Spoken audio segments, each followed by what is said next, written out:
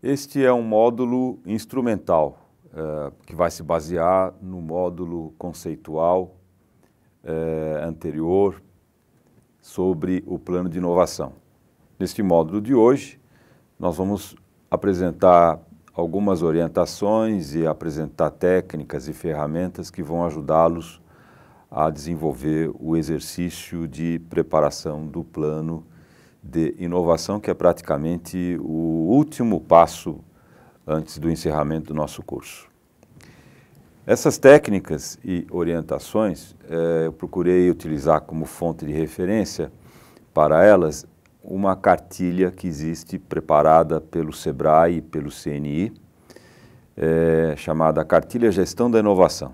Ela foi feita em novembro de 2010, já está por merecer uma pequena revisão, mas de qualquer forma tem um material muito interessante e bem coerente com o que nós apresentamos durante o curso. Eu estou colocando aqui o link para que vocês tenham acesso ao documento, que nós vamos agregar ao site também. Essa é a capa dessa cartilha de gestão da inovação. E ela fala sobre plano de inovação da empresa no item 24, né? Detalhando muito pouco, mas porém dando os conceitos de uma forma bem consistente, e dando a ideia do que significa o plano de inovação, os projetos de inovação que vão ser desenvolvidos dentro deste plano de inovação, ok? E existe um roteiro que é sugerido pela cartilha, que nós vamos, de alguma forma, procurar apresentar e, de alguma forma, complementar também com alguma informação adicional. Este é o roteiro para a elaboração de um plano de inovação básico. A gente pode entender o termo básico aí como sendo uma versão preliminar, uma versão 1, uma versão que certamente pode ir sendo aprimorada anualmente. Mas ela, para uma empresa que ainda não tenha aberto uma frente para desenvolvimento da inovação, que ainda não tenha colocado a inovação na sua estratégia, eu creio que, mesmo sendo um plano de inovação básico, simples, ele vai ser suficiente para o primeiro passo, que é sempre o mais difícil, né? Que é preparar o portfólio de inovação, de alguma forma ter critérios para gerar esse portfólio, dentro desse portfólio já ter o primeiro projeto de inovação e começar a executar o primeiro projeto de inovação. Tanto que,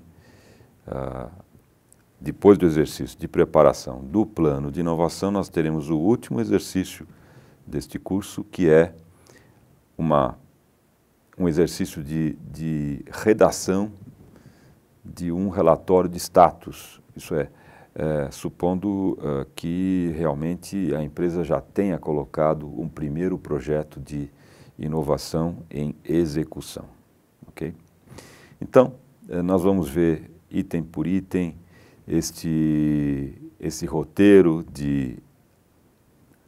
sugerido pela cartilha para a preparação do plano de inovação. Primeiro item, levantado lá, avalie a cultura empreendedora, analise se sua organização possui os comportamentos e atitudes que facilitarão a implementação das próximas etapas. Nós sempre temos enfatizado que é fundamental que haja um entendimento claro do que é inovação, que tenham sido atendidas as questões relacionadas ao aspecto de longo prazo da iniciativa de inovação. É uma iniciativa estratégica, a necessidade de existir uma equipe dedicada para realizar os projetos de inovação, que pode, evidentemente, contar com elementos compartilhados da máquina de desempenho também, mas que esses elementos não podem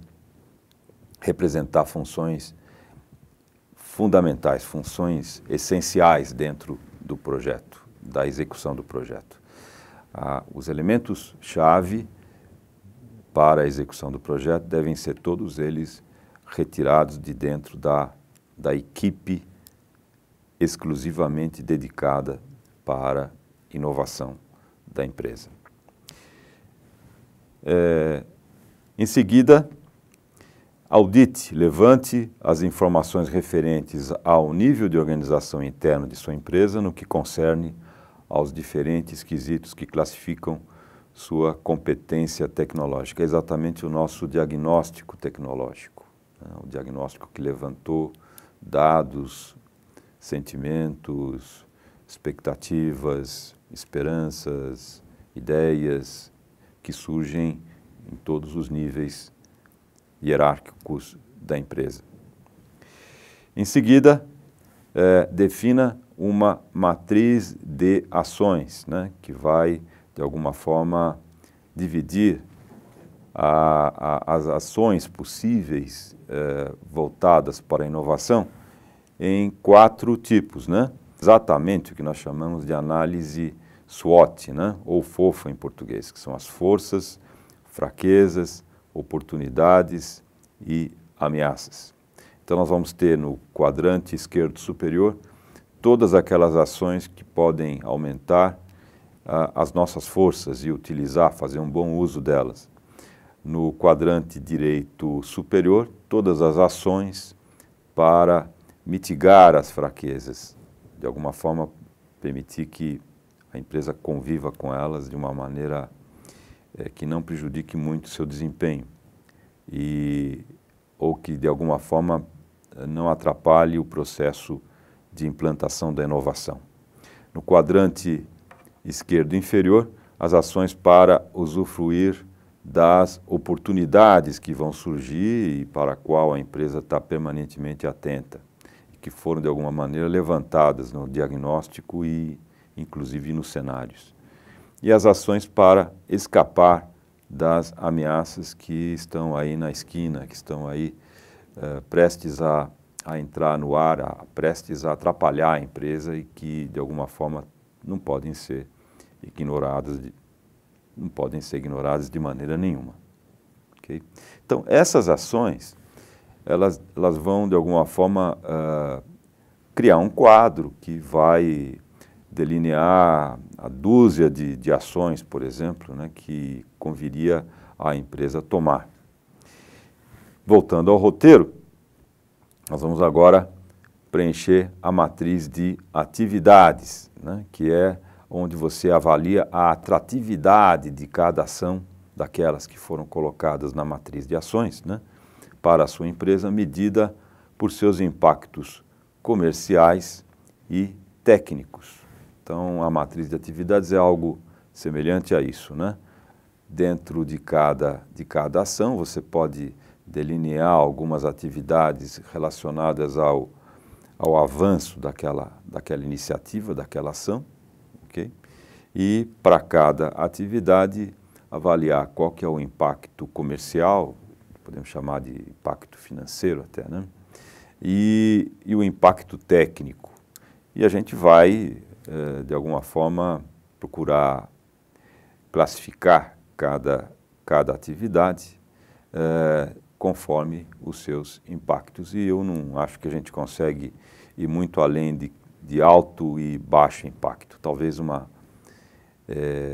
categoria intermediária de médio impacto, como nós preenchemos nesta planilha que vocês estão vendo no slide.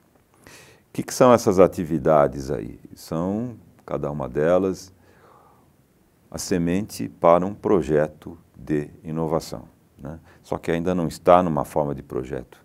Essa atividade pode, por exemplo, apresentar um objetivo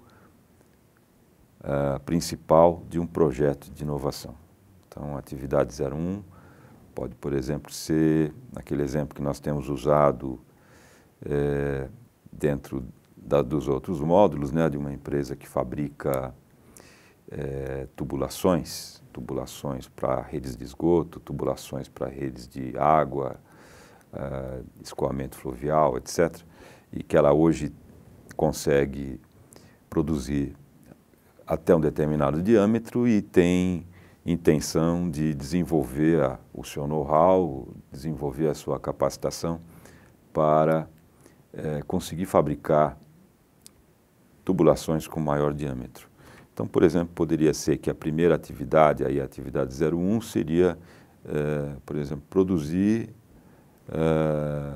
tubulações que hoje tem no máximo 15 centímetros, aumentar para o degrau seguinte, 40 centímetros. Okay?